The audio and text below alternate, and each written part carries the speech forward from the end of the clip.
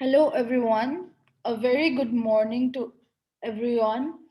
Today, we are in conversation with Ms. Yogita Kadian, who is a psychologist, clinical hypnotherapist, new NLP code practitioner, positive psychology practitioner, transaction analysis practitioner, and also a graphologist. She is the founder and director of Mano Samvad. A very warm welcome to Miss Yogita. Thank you so much for that warm welcome. Namaste, India. A very warm welcome to all of you in this show, She Speaks at 10, hosted by Amra Foundation. I'm indeed thankful to Vinita Bakshi, who has given me this opportunity to present my story. Amra Foundation is doing a wonderful work. It's an NGO which is working for mental health of women and children and providing a free helpline across Delhi NCR. Many congratulations to this foundation for doing this wonderful work. कहानी हर किसी की अलग होती है और हर किसी की कहानी से कुछ ना कुछ सीखने को मिलता है। यही सोचकर आज मैं अपनी कहानी सुनाने जा रही हूँ, जो आप सबने अपने अपने नजरिए से देखी होगी, लेकिन मेरा उसे देखने का नजरिया एकदम अलग है। आज जब लगभग 50 दशक पीछे मुड़कर देखती हूँ, तो दिखते हैं बहुत सारे मोड़ जिन्होंने एक नया आयाम दिया मेरी जिंदगी को, और बहुत सारे छोटे छोटे माइलस्टोन जिसे आज मैं जहाँ खड़ी हूँ वो सक्सेसफुल है या नहीं ये आप देखो, लेकिन मेरे लिए हर उस माइलस्टोन को कवर करना अपने आप में चैलेंजेस भरा और सक्सेस का एहसास दिलाने वाला था। तो जिंदगी शुरू हुई मैदानगढ़ी, एक छोटा सा गांव जो दिल्ली में है, जिसका नाम आज भले ही इग्नू हेडक्वार्टर होने के कारण मशहूर हो, लेकिन उस वक्त वो एक बहुत छोटा गांव था जिसमें लाइट भी नहीं थी और कोई सुख सुविधा नहीं थी।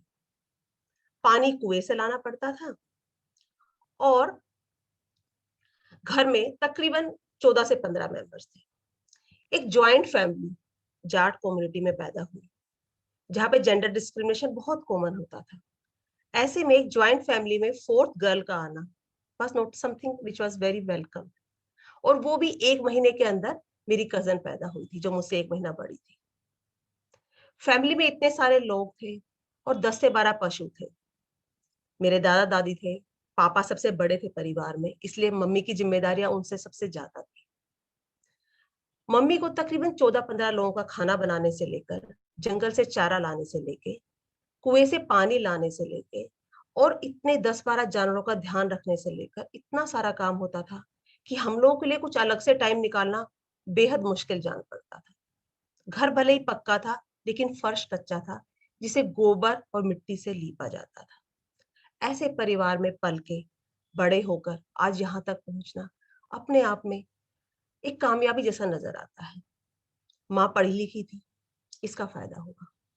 मिडिल तक पढ़ी थी, लेकिन पढ़ाई की अहमियत को जानती थी। परिवार की जिम्मेदारी निभाने के लिए पापा ने 9th क्लास में स्कूल छोड़कर ट्रक चलाना शुरू किया और कुछ दिनों बाद फौज में एक सिपाही के तौर पे भर्ती हो गए। तब से और रिटायर होने तक फौज में होने वाली हर जंग में उन्होंने भारत के लिए हिस्सा लिया। खैर, पढ़ाई का सफर शुरू हुआ गांव के एक छोटे से स्कूल से। प्राइमरी स्कूल था और मैंने पहली और दूसरी क्लास वहीं पढ़ाई की। तख्ती को मुल्तानी से लीप कर टाट पर बैठकर हम लोगों ने अपनी शिक्षा की शुरुआत की। घड़ी और टाइम का अंदाजा हम लोग छत से छलने वाली धूप के पड़ने वाले निशान पर छुट्टी का अंदाजा लगाते थे कि यहाँ धूप आएगी तो छुट्टी हो जाएगी। ऊपर वाले की मेहरबानी थी, पढ़ाई में मैं अच्छी थी। जब मैंने 2nd क्लास पास की तो मेरे मार्क्स अपने स्कूल में सबसे ज्यादा थे और साथ में बॉयज स्कूल था, वहां भी सबसे ज्यादा थे। हमारी हेडमिस्ट्रेस बहुत अच्छी थी और मैं बहुत शुक्रगुजार हूँ उनका, जिन्होंने मेरी मम्मी को बुलाकर कहा, आपके बच्चे पढ़ाई में बहुत अच्छे हैं और आपके हस्बैंड फौज में है, आप साथ में क्यों नहीं रहते हो, आप बच्चों को बाहर क्यों नहीं पढ़ाते हो। दादी का देहांत बहुत कम उम्र में हो गया था, इसलिए माँ पर जिम्मेदारियां और बढ़ गई थी और हम लोगों के साथ ले जाकर पापा के साथ फौज में रहना उनके लिए मुश्किल था। ऐसे में हमारी मदद की पापा के छोटे भाई, जिन्हें हम छोटे पापा बोलते थे, और उनकी शादी मेरी मौसी से हो रखी। उनके 3 बच्चे देहरादून में रहते थे उनके साथ। माँ ने फैसला किया कि हम भी अपने बच्चे वहीं पढ़ाएंगे। उस वक्त परिवार में एक दूसरे के बच्चों में फर्क या भेद नहीं होता था। खैर, हमारे प्रिंसिपल के इतने उत्साह बढ़ाने के कारण मेरा भी उत्साह बढ़ गया। लेकिन देखो, हर टीचर का अपना रोल होता है। जहां प्रिंसिपल ने इतना उत्साह बढ़ाया, वहीं एक दूसरी टीचर ने इतना हताश किया। पता है, टाट पर बैठा हुआ बच्चा, वैसे ही आपसे उम्र में छोटा है, कद में छोटा है, उन्होंने ब्लैक बोर्ड पर 3 अंग्रेजी के शब्द लिखे। 3 लेटर वर्ड, बहुत कॉमन वर्ड होते हैं, और मुझसे कहा पढ़ के दिखाओ। मैंने कहा मैडम नहीं पढ़ सकती, क्योंकि हमें एबीसीडी भी नहीं आती। उस वक्त 6 क्लास के बाद इंग्लिश शुरू हुई। ऐसे में उन्होंने कहा क्या करोगे देहरादून जाके, फेल हो जाओगे, नहीं कर पाओगे, क्यों बेकार में अपनी बदनामी करवा रहे हो। और मेरे को ध्यान है, सर छोड़ो, मैं नजरें भी नहीं उठा पाई थी। आज समझ नहीं आ रहा कि वो डर था, या मैंने उनका चैलेंज एक्सेप्ट किया था, या मैं घबरा गई थी। खैर, गर्मी की छुट्टियां हुई और हम परिवार के साथ देहरादून गए, वहां पर कुछ दिन बिताने के लिए, और अगर हो सका तो हम सब बच्चों का स्कूल में एडमिशन कराने के लिए। छोटे पापा ने बड़ी मेहनत की, हम लोगों को महीने भर पढ़ाया।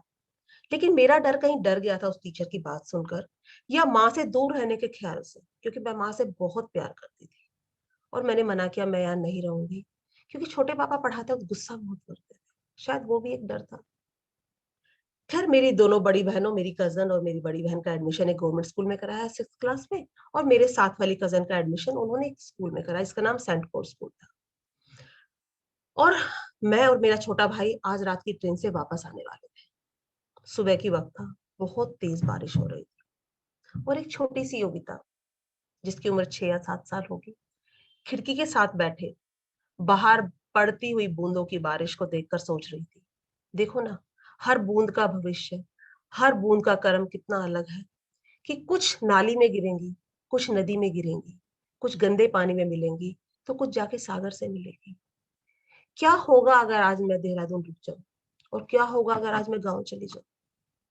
बहुत हिम्मत करके जिंदगी का पहला इंडिपेंडेंट फैसला लिया, मैं देहरादून रुकूंगी, यहीं पढ़ूंगी, अपना भविष्य अलग करूंगी। माँ को बताया तो बहुत डांट खाई, क्योंकि एडमिशन हो चुके थे सबके, और रात की ट्रेन है, ऊपर से बहुत तेज बारिश हो रही है, और छोटे पापा से सब बहुत डरते थे। उन्हें कौन बताएगा कि ये पागल लड़की ऐसा कह रही है। खैर, माँ ने साथ दिया, छोटे पापा को मनाया, लेकिन उन्हें तो मेरे पे यकीन नहीं आ रहा था, क्योंकि मैंने तो पढ़ाई इतनी की नहीं थी जितना मेरे बहन भाइयों ने की थी एडमिशन के लिए। उन्हें नहीं पता था कि मैं छुपकर प्रैक्टिस भी करती थी, उन बच्चों के साथ सीख रही थी, क्योंकि सीखने की लगन बचपन से। खैर, उन्होंने मेरा टेस्ट लिया, इत्मीनान हुआ तो मुझे स्कूल लेकर गए, और स्कूल में टीचर ने मुझे कुछ मैथ्स के सम दिए, कुछ हिंदी की डिक्टेशन के वर्ड्स दिए, और एक इंग्लिश की डिक्टेशन, जिसमें एक लास्ट वर्ड था जिसमें उन्होंने कहा था बस, यानी कि मुझे बस, BUS, बस लिखना था। और मैंने सोचा बस हो गया, वही एक शब्द गलत था। नहीं तो मैथ्स, हिंदी, इंग्लिश तीनों सब्जेक्ट में मेरे नंबर अच्छे आए, एडमिशन हो गया। ये एक अहम फैसला था जिससे मेरी जिंदगी बदलने वाली।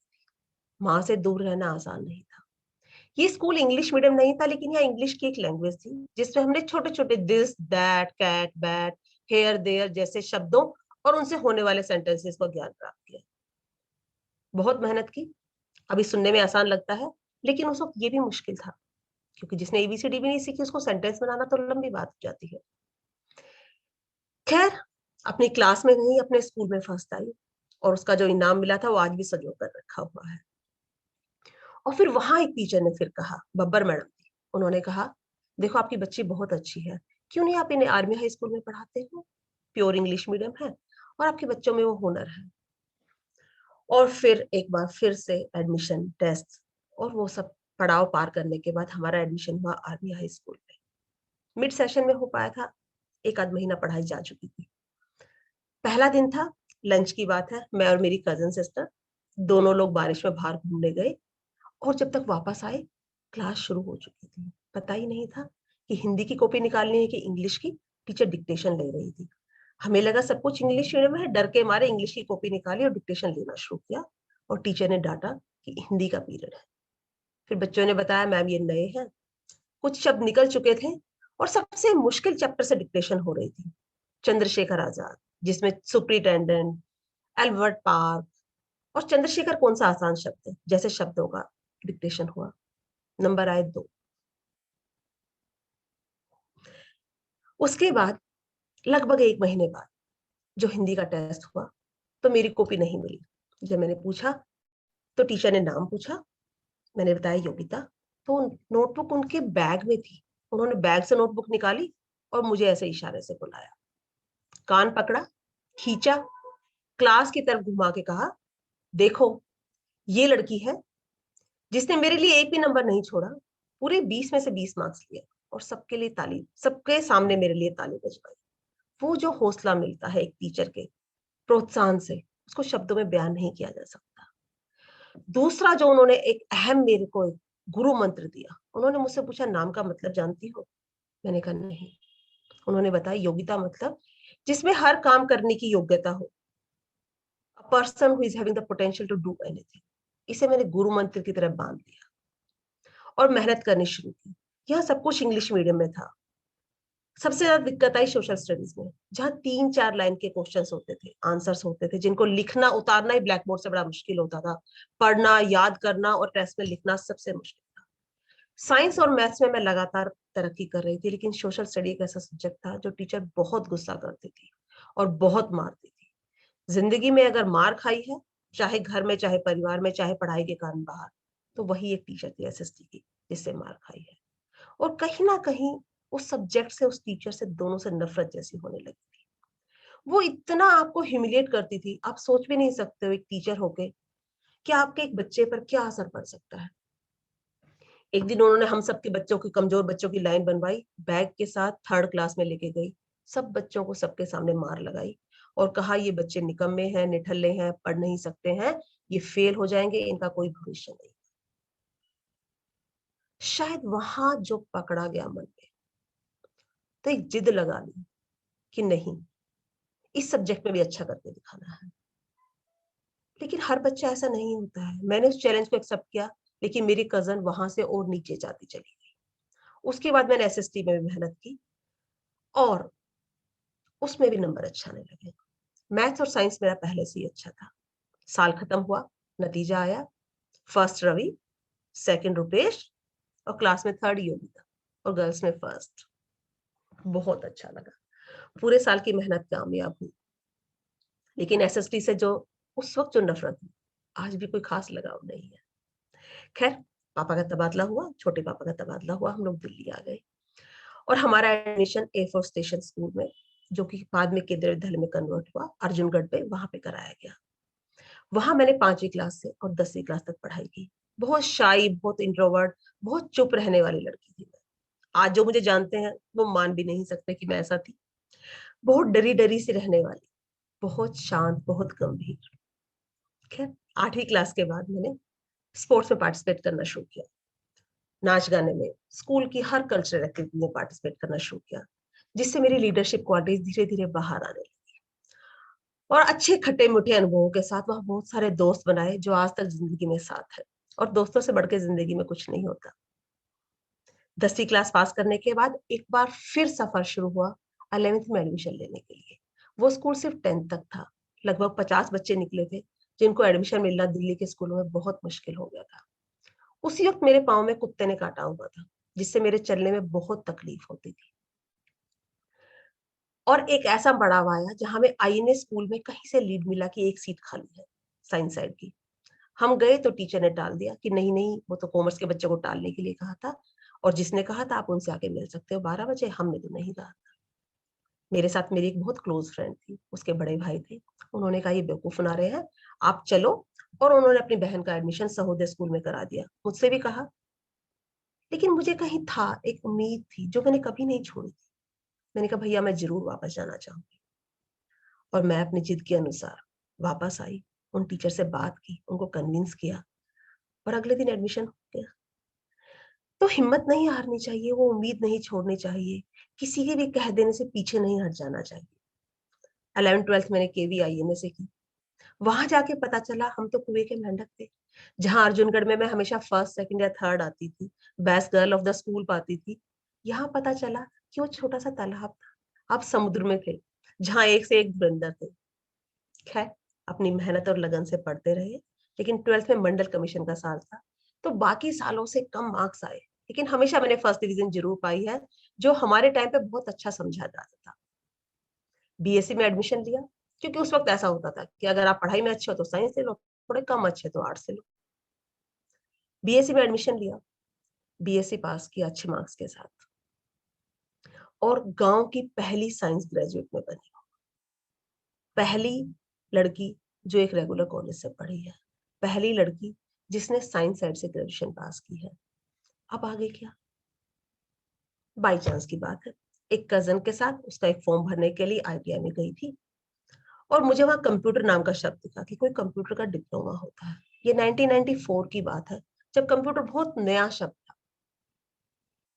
भर दिया फॉर्म, लिस्ट में फर्स्ट लिस्ट में नाम आया, लेकिन मेरा भाई लिस्ट देखने गया था और मेरा नाम वाई से होने के कारण सबसे नीचे था, वो देख नहीं पाया और नाम आके चला गया। सेकंड लिस्ट में गई तो उन्होंने कहा आपका नाम तो जा चुका है। बाद में रिप्रेजेंट करने के लिए कहा। थर्ड लिस्ट के बाद तकरीबन 200 लोग ऐसी परेशानियों के साथ आए हुए थे, और वहां सबसे पहले मैं अपना काम करा के चली आई। बोलने का हुनर, लीडरशिप क्वालिटीज धीरे धीरे मेरे अंदर पनपने लगी थी, बढ़ने लगी थी। हर एक अचीवमेंट के साथ कॉन्फिडेंस बढ़ता जा रहा था। कंप्यूटर डिप्लोमा किया, अब आगे क्या, नौकरी करना चाहती थी। जाट कम्युनिटी में लड़कियां नौकरी करें ऐसा नहीं होता था, और वो भी प्राइवेट नौकरी करें, वो तो सोच भी नहीं सकते थे। किसी तरह से मम्मी पापा को कन्विंस किया और वो मान गए, और मैंने एक प्राइवेट नौकरी शुरू की। इसी बीच में 1996 में मैंने एमसीए में एडमिशन लिया। मुझे बहुत लोगों ने कहा नहीं नहीं नहीं नहीं, 4-6 महीने का डिप्लोमा करना, 1 साल का डिप्लोमा करना अलग बात है, 3 साल की डिग्री में एंटर करना मतलब सर फुड़वाना है। इग्नू उस वक्त बहुत पुरानी नहीं थी, सुख सुविधाओं का अभाव था, नेट नहीं होता था, इंटरनेट नहीं था, किताबों की दिक्कत होती थी। उसके बावजूद भी मैंने वो एडमिशन लिया एंट्रेंस एग्जाम क्लियर करने के बाद। वहीं एक और बोर्ड आया जहां मैंने इग्नू की लाइब्रेरी में एज ए स्टूडेंट कदम रखा, तब मैंने इग्नू ज्वाइन नहीं किया था। और वहां जो लाइब्रेरियन थी, उन्होंने मुझे, मैंने कहा मैडम क्वेश्चन पेपर्स देखने हैं पास्ट ईयर के, तो थोड़ी सी मदद मिल जाएगी। तो उन्होंने मुझे कहा बाहर जाओ वापस, और बाहर गेट पर देख के और इंस्ट्रक्शंस लिखिए, पढ़ के और फिर बताना। अगर कोई और स्टूडेंट होता ना, पढ़ के चुपचाप चला गया होता। मैं वापस अंदर आई, मैंने कहा हाँ मैम, पढ़ ली मैंने इंस्ट्रक्शंस। तो उन्होंने कहा पहली इंस्ट्रक्शन क्या है, उसमें लिखा था स्टूडेंट्स आर नॉट अलाउड। तो मैंने उनसे रिक्वेस्ट किया कि मैम मैं आ ही गई हूँ, तो अगर बड़ी मेहरबानी हो अगर आप देख लेने दे क्वेश्चन पेपर्स। उन्होंने मुझे बहुत डांटा और वापस भेज दिया। जब मैं चलने लगी तो पता नहीं कहाँ से एक जज्बा था कि यहाँ वापस आना है, इसी जगह वापस आना है। उस वक्त इग्नू में वैकेंसी निकली, और मैंने इग्नू में वैकेंसी अप्लाई किया, ऑल ओवर इंडिया का एंट्रेंस एग्जाम क्लियर किया, स्किल टेस्ट किया और इंटरव्यू लिया, और 1996 जनवरी में मैंने इग्नू ज्वाइन किया। वही लाइब्रेरी ने मुझे साइन करके कार्ड दिया लाइब्रेरी का, और जिसके थ्रू मैं लाइब्रेरी आराम से एक्सेस कर सकती थी। अब फुल टाइम नौकरी थी, एक एमसीए का जो पढ़ाई का जुनून था वो चल रहा था, परिवार वालों को सेटल होती दिखी तो उन्होंने मेरी शादी का मन बनाया, और 1998 के शुरू में मेरी शादी हो गई। ये मेरा फाइनल ईयर था एमसीए का। अब तक मेरा कोई पेपर नहीं रुका था, कोई असाइनमेंट नहीं रुका था, जो अपने आप में एक एक अनूठा आया था। बहुत कॉमन होता था कि डिस्टेंस एजुकेशन में लोग एग्जाम दे नहीं पाते, या देते तो पास नहीं हो पाते, और उस वक्त तो इग्नू बहुत नए नए कोर्सेज होते थे। खैर, 5th सेमेस्टर में प्रेग्नेंट थी तब भी एग्जाम दिए, और एक भी पेपर बिना रुके, मैं अब तक सब कुछ मेरा क्लियर था। 6th सेमेस्टर आया, 18 नवंबर को मेरा बेटा पैदा हुआ, और 1 दिसंबर से एग्जाम होने थे। जिंदगी में पहली बार कोई एग्जाम में अपियर नहीं हो पाई, ऐसा हुआ मेरे साथ। अगले सेमेस्टर में बेटा गोद में था, तो पढ़ाई और मुश्किल हो गई। खैर, माँ बाप का सपोर्ट बहुत रहा मुझे, और धीरे धीरे मैंने 1 से 1.5 साल के अंदर अपना एमसीए कंप्लीट किया। एक बच्चा होने के बाद एक माँ की जिंदगी सिर्फ बच्चे के इर्द गिर्द घूमती है। मेरे साथ भी ऐसा ही हुआ। परिवार की जिम्मेदारियों में, नौकरी की जिम्मेदारियों में धीरे धीरे धीरे धीरे मैं रमती चली गई। फिर थोड़ा सा वक्त मिलने के बाद जब बेटा थोड़ा बड़ा हुआ, तो मैंने सोचा क्यों ना पढ़ाई कंटिन्यू करूं, और मैंने एमफिल किया कंप्यूटर साइंस। फिर भी कुछ था, कहीं था जो लगता था कि कुछ रह गया है, कुछ करना है, कुछ बाकी है। क्या था वो? कहीं तो कुछ था जो अंदर से खाली है। तब ध्यान आया, जब मैं बहुत छोटी थी, यानी कि 7th क्लास में पढ़ती थी, रेडियो पे एक प्रोग्राम आता था जिसमें डॉक्टर अरुणा बरूटा, एक साइकोलॉजिस्ट है, इंडिया की पहली जानी मानी साइकोलॉजिस्ट है, भगवान उनको लंबी उम्र दे। वो जो एक प्रोग्राम करती थी और उसमें उन्होंने कुछ लोगों की समस्या का जो समाधान दिया, वो सुन के लगा कि ये कितना अच्छा है। लेकिन हमारे वक्त में साइकोलॉजी का फील्ड इतना बढ़ा हुआ नहीं था और हर जगह अवेलेबल नहीं था। कहीं से वो रह गया था कि लोगों की मदद करनी है, समाज के लिए कुछ करना है। और अल्टीमेटली जब मेरा बेटा 10th क्लास में था, तब मैंने एमए इन साइकोलॉजी एडमिशन लिया। लोगों ने फिर कहा पागल हो गई है, बेटे के साथ पढ़ेगी, बेटा एग्जाम देगा तो एग्जाम दे। और यहाँ मैं बता दूं, मेरे बेटे के लिए मैंने कभी कोई ट्यूटर हायर नहीं किया था। मुझे पढ़ाने का बहुत शौक रहा है, तो बेटे को मैं खुद ही पढ़ाती थी। 10th तक मैं उसे खुद पढ़ाती थी और 10th के एग्जाम में भी उसे मेरी मदद की जरूरत होने वाली थी। लेकिन मैंने वो रिस्क लिया, मैंने वो चांस लिया। मैंने खुद भी एडमिशन लिया, उसे भी पढ़ाया, खुद भी पढ़ी, उसे भी पढ़ाया। और 2 साल में फिर से बिना कोई एग्जाम रुके, बिना कोई पेपर रुके, बिना कुछ रिपीट किए, मैंने एमए इन साइकोलॉजी कंप्लीट किया। उस वक्त मैंने इंटर्नशिप शुरू किया लक्षिता फाउंडेशन ऑफ इंडिया में, जो एक ड्रग्स रिहैब था।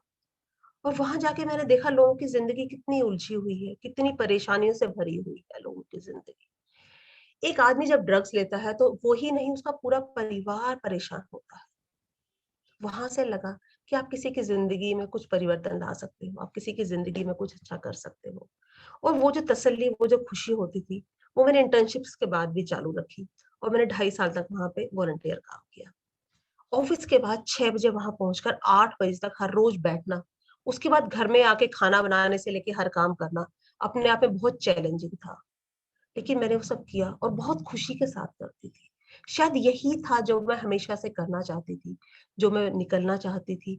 जिसके बाद मुझे अपने अंदर का वो वॉइड, वो वैक्यूम भरता हुआ नजर आया। मुझे लगा कि जहां मैं लोगों की मदद कर पा रही हूँ, इससे बेहतर काम और कोई हो ही नहीं सकता।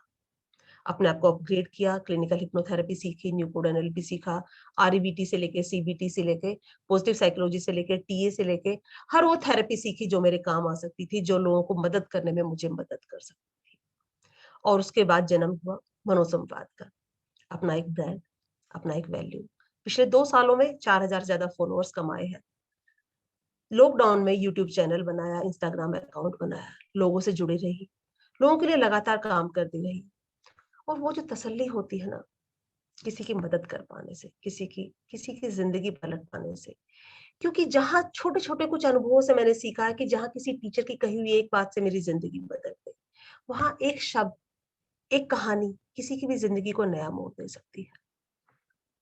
थोड़ा पानी पी सकते हैं।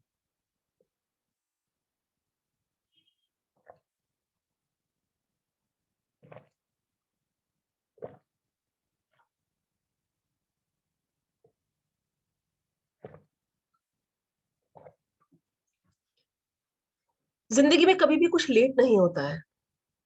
लगभग 40 साल की उम्र में मैंने साइकोलॉजी पढ़ा है और लॉकडाउन से पहले 1 साल के अंदर 20 से ज्यादा वर्कशॉप्स मैंने अक्रॉस इंडिया की है, सिर्फ मोबाइल एडिक्शन के अकेले टॉपिक पे। बहुत सारे प्रिंट मीडिया ने हमारा कवरेज किया है। तो जो लोग कहते हैं ना कि इतना लेट शुरू करते हैं, ऐसा नहीं होता है। ये डिपेंड करता है कि आप कैसे, कहाँ से करते हैं। जो लोग कहते हैं डिस्टेंस एजुकेशन से पढ़ने के बाद कुछ नहीं होता है, ऐसा नहीं है। मैंने साइकोलॉजी भी डिस्टेंस एजुकेशन से पढ़ा और एमसीए भी मैंने डिस्टेंस एजुकेशन से किया। लेकिन आज मैं इग्नो की वेबसाइट संभालती हूँ, इग्नो के वेब एप्लीकेशंस देखती हूँ। तो वो हुनर आपके अंदर होना चाहिए। आपने कहाँ से पढ़ा वो इम्पोर्टेंट नहीं है, आपने कैसे पढ़ा वो इम्पोर्टेंट है। कुछ चीजें जो मेरी जिंदगी में जिन्होंने मुझे मदद की, वो मैं आपसे साझा करती हूँ। सबसे पहला, अपने मन की सुनो, अपने दिल की सुनो। लोग अपने लिमिटेड बिलीफ के कारण आपको कहेंगे कि ऐसा नहीं हो सकता है। ये आप पे डिपेंड करता है, आप उनकी बात मानकर वो रास्ता छोड़ देते हो या आप अपने दिल की बात सुनकर आगे आकर और अपने अपनी राह खुद बनाते हो।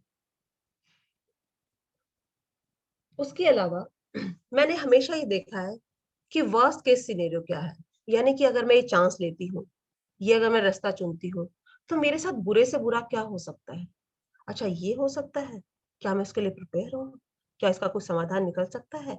क्या मैं किसी तरह से उसे लांघ सकती हूँ? या इतना बुरा हो गया तो क्या मैं उसे झेल सकती हूँ? और जब वो विश्वास आ जाए कि हाँ मैं उसे झेल सकती हूँ, तो मैंने वो चांस हमेशा हमेशा लिया है। कुछ फ्रेजेस ने मुझे बहुत सहारा दिया है।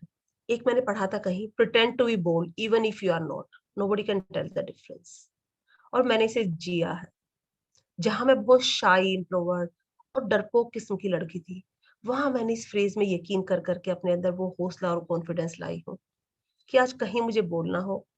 जब मैं इग्नो में भी काम करती हूँ, तो आप यकीन कीजिए, मैंने अपने कैडर को रिप्रेजेंट करने के लिए, यूनियन में रिप्रेजेंट करने के लिए हर रजिस्ट्रार, पीवीसी, वीसी तक के लोगों के साथ काम किया है, बिना झिझके, बिना डरे, बिना पीछे हटे, अपने कैडर के लिए, अपने यूनियन के लिए बहुत काम किया है। दूसरा, एक टीचर थे इग्नो में ही, उन्होंने अपने रिटायरमेंट के टाइम, अपने वॉलंटियर रिटायरमेंट के टाइम एक स्पीच दी थी और उन्होंने अपनी स्टोरी सुनाई। उस स्टोरी ने मुझे बहुत मोटिवेट किया था। उस स्टोरी से जो निचोड़ मैंने निकाला था, जो उन्होंने एक लिखी हुई कहीं फ्रेज बताई थी, that was I am born for the higher things.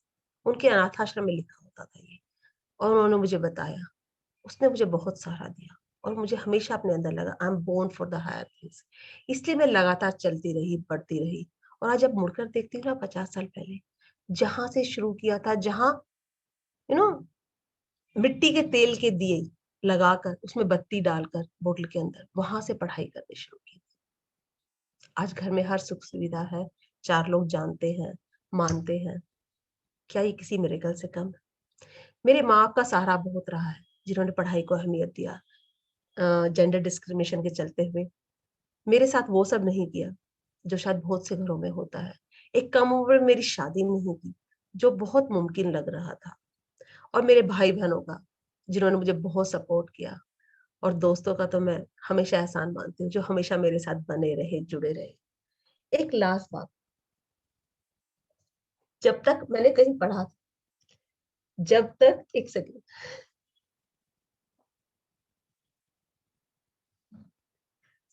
जब तक लोग आपको किसी रास्ते पे चलते हुए ये ना कहें कि तुम पागल हो, कहाँ जा रहे हो, क्या कर रहे हो, तब तक सोच लेना आप सही रास्ते पे नहीं जा रहे हो।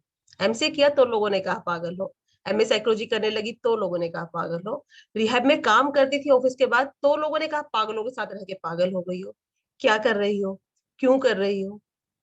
जब तक लोग ऐसा ना कहना शुरू करें, मुझे लगता है नहीं, रास्ता सही नहीं है। लीक पे तो सभी चलते हैं, लीक से हटके चलने वालों को ही लोग पागल कहते हैं। और एक आखिरी बात जो मैंने हमेशा मानी है, कुछ ना करके पछताने से अच्छा कुछ करके पछताना होता है। इसलिए मेरे मन में जो आया, जो रास्ता मुझे ठीक दिखा, मैंने वो किया और कामयाब होती चली। आज ऊपर वाले के करम से और मेरे माँ बाप की दुआओं से एक साइकोलॉजिस्ट हूँ, क्लिनिकल हिप्नोथेरेपिस्ट हूँ, लोगों की जिंदगी में चेंज ला रही हूँ, परिवर्तन ला रही हूँ। ऊपर वाला अपना कर्म इस तरह से बनाए रखे। और जो लोग ठीक होकर जाते हैं, जिन लोगों की जिंदगी सुलझती है ना, वो जब एक बार कह देते हैं ना कि मैडम आपने मेरी जिंदगी को छुआ है, तब से मेरी जिंदगी बदल गई है। आपकी लीगेसी क्या होती है? आपकी लीगेसी नाम, पैसा, शोहरत, डिग्रियां नहीं होती है। आपकी लीगेसी होती है आप कितनी जिंदगियां छू सकते हो, कितनी जिंदगियों में आप बदलाव ला सकते हो, और कितनी जिंदगियों को छूने के बाद उनकी जिंदगियां जो एक अलग मोड़ लेती है, वो सेटिस्फेक्शन सबसे बड़ा है। Thank you so much for listening with all your ears. Namaskar.